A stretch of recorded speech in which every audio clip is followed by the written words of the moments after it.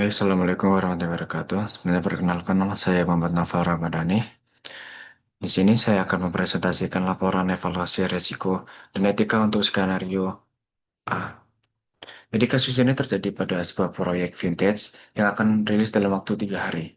Namun ditemukan bug yang cukup berbahaya.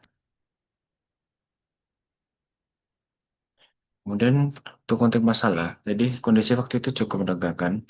Kia menemukan bug yang biasa menyebabkan penarikan dana ganda, terutama ketika sinyal 5G lemah. Masalahnya, manajer proyek tetap mendesak rilis karena mengejar target dan bonus di sisi lain. Engineer senior sudah kelelahan dan enggan menunda. Di versi kami sebagai engineer, kami tahu betul bug seperti ini bisa berdampak fatal.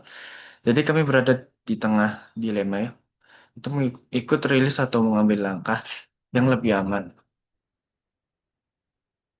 Dan di sini untuk setidaknya ada 3 opsi yang kami pertimbangkan. Itu yang opsi pertama, itu silent release. Jadi rilis sekarang dulu, nanti diberbagi di versi ke berikutnya. Jadi ini lebih cepat tapi jelas berisiko. Opsi kedua yaitu transparansi dan mitigasi. Jadi rilis tepat waktu, tapi beberapa fitur akan dinonaktifkan sementara atau diberi peringatan. Dan untuk opsi ketiga di sini yaitu hard stop. Jadi di sini kami akan batalkan dulu rilis sampai bug benar-benar diperbaiki dan dites ulang. Jadi kesimpulannya yaitu ketiganya punya konsekuensi tersendiri, tapi kami perlu melihatnya dari aspek etika juga. Nah, untuk analisis mendalam menggunakan 3 pilar etika, ini sih pertama untuk etika pribadi. Jadi kalau bicara hati nurani, kami sadar rilis dengan bug. Seperti ini bisa merugikan pengguna. Walaupun peluangnya kecil, tapi bagi orang yang kena akan melakukan berdampak kerugiannya yang sangat besar. Secara pribadi, kami nggak akan bisa tidur nyenyak kalau tahu kami sengaja membiarkan itu terjadi. Dan untuk etika profesional, ini sini sebagai posisi sebagai engineer, tugas kami bukan hanya menulis kode tapi memastikan produk aman. Kalau bug transaksi bocor dan viral, reputasi perusahaan bisa hancur hanya dalam 1 malam saja.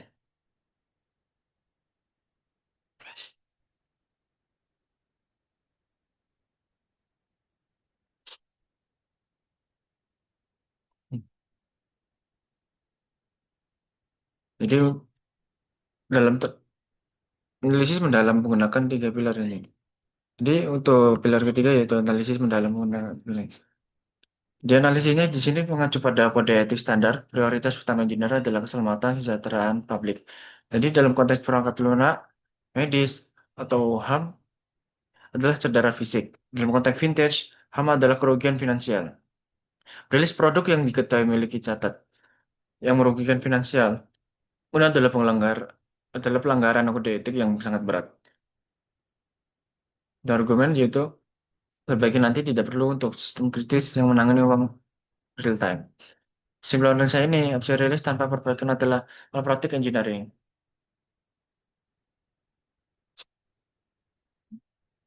Kemudian, tuh rekomendasi akhir dan rencana eksekusi. Jadi setelah menimbang semua aspek, kami milih opsi yaitu opsi ketiga, itu hard stop. Kami tidak berhenti hanya dengan berkata tidak. Kami menyiapkan beberapa langkah yaitu seperti menghitung resiko, itu dengan mengguna awalnya 5.000 bisa terjadi 5 kasus fatal, dan itu sudah cukup untuk menimbulkan masalah yang cukup besar. Jadi kami memberi solusi terukur, itu kami mengajukan jadwal perbaikan yang realistis. Lalu dokumentasi. Jadi semua rekomendasi dan analisis kami catat untuk menghindari miskomunikasi dengan manajemen. Selanjutnya yaitu justifikasi etis. Jadi kami menolak logika yang penting mayoritas aman. Karena dalam vintage, percayaan adalah segalanya. Jadi kesalahan transaksi itu bukan bug kecil, itu pengkhianatan kepercayaan. Jadi kalau standar ini dibiarkan, nanti tim terbiasa melepas produk cacat. Jadi kami memilih menjaga integritas jangka panjang daripada keuntungan jangka pendek. Itulah cukup sekian dari presentasi saya. Bila ada salah kata atau maupun ucapan saya, mohon maaf sebesar-besarnya. Assalamualaikum warahmatullahi wabarakatuh.